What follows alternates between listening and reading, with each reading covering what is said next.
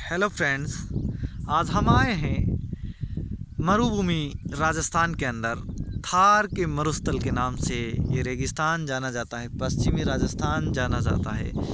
पर राजस्थान इस मरुस्थल के बारे में एक मिथ्या धारणा ये होती है कि यहाँ पर वनस्पति नाम मात्र की है, मगर मैं आपको बता देना चाहता हूँ इस सावन के महीने में ये ज़मीन वादी कश्मीर बनी हुई है। इधर देखो, बहुत सुंदर रोहिड़ा, खेजड़ी, बहुत सारे वृक्ष ये हैं आपके मेघराज की प्राथमिक विद्यालय मेघवालू की ढाणी सिहांदा। बहुत सुंदर नज़ारे आपको दिखाई दे रहे हैं कि वादी कश्मीर का रूप ये मरुभूमि ले चुकी है।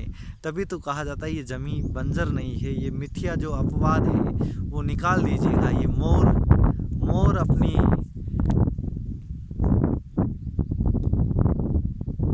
शानदार नज़ारा, मोर बैठा हुआ है, बहुत सुंदर नज़ारा। तभी ये मिथ्या धारणाएं अपनी दिमाग से निकाल दीजिए कि मरुभूमि के अंदर कोई वनस्पति नहीं होती है। और यहाँ के दिल तो हमेशा, लोगों के दिल हमेशा गुले गुलजार हैं, दिल दरिया है यहाँ के लोगों के। ये मरुभूमि है जिसके लिए कहा जाता है कि मैं इस मिट्टी के नाज रखता हूँ।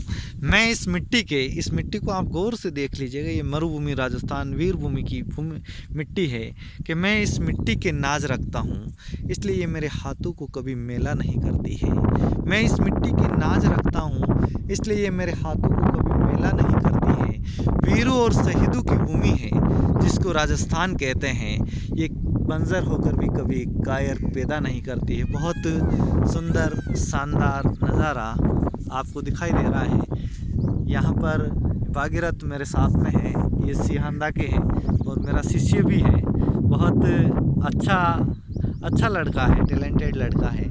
एक दिन ये आर्मी, ये इसका सपना है कि मैं आर्मी में जाऊं और निश्चित रूप से ईश्वर इनको कामयाबी देंगे और एक दिन ये इस गांव का नाम रोशन करेंगे।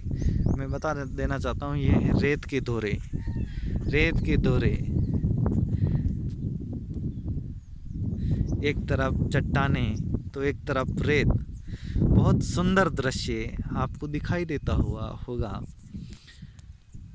कि धरती दोहरा राजस्थान, गढ़ चित्तौड़ा राजस्थान, कि धरती दोहरा राजस्थान, गढ़ चित्तौड़ा राजस्थान। ऐसी है अपनी राजस्थान की भूमि। जिस तरफ, एक तरफ तो पहाड़ हैं, अरावली की पर्वतमाला, एक तरफ पश्चिम के अंदर आपके थार का रेगिस्तान, दूर तक फैला हुआ रेगिस्तान। और ये राजस्थान अपनी विविधता के लिए जाना जाता है। बहुत सुंदर दृश्य। यहाँ के लोग वीरता से ओतप्रोत हैं और यही कहते हैं, जिनको भी पूछो वो यही कहते हैं कि दुश्मन के हिस्से में रेगिस्तान लिखूंगा, गद्दारों के सीने पर कब्रिस्तान लिखूंगा, मर भी जाऊंगा तो कोई गम नहीं, मरते मरते इस जमी पे हिंदुस्तान लिखूंगा।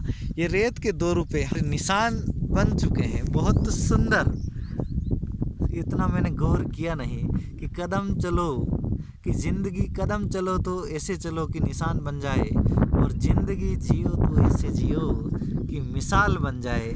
तो यही हमारे कारवा जो गुजरा उसके निशान यहाँ बन चुके हैं। ये ज़मीन हमें याद आएगी कि इस ज़मीन के ऊपर, इस वीरभूमि के ऊपर हमारे पैर पड़े थे। बहुत सुंदर।